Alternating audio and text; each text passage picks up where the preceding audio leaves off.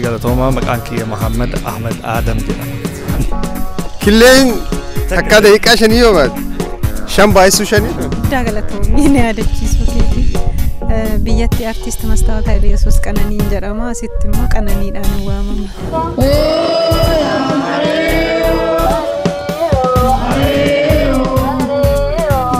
Mishan ayyee gaafiin sadaffaan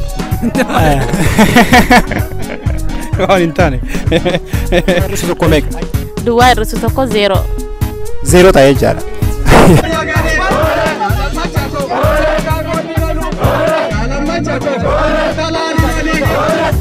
Tokko carraasi kenna irra deebi duwwaa. Ayyee isin immoo si yaa jedhu. Isin yoo jette natti tola. Ayyee Lakkabbaa kan hin jiru. ni ulfaatame? Hin arganne yaadu. Kaafe bakka achaadhu matiyya bira jira. Eenyudha inni? Ana. Haadha beeksisa tareet.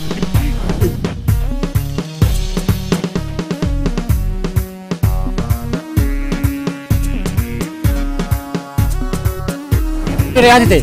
Asuu ishtiin kana wajjin shabbura. Naadee irra naadee biikon. Hin beelooftami? Yeroo tokko jidduudha.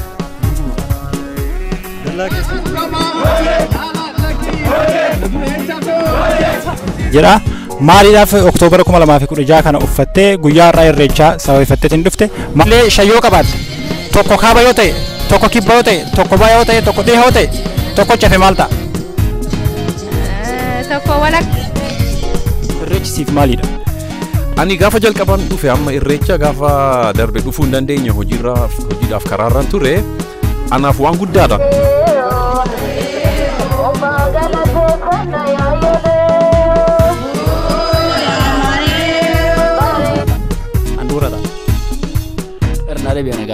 Hayi ijoollee 5 qabdi.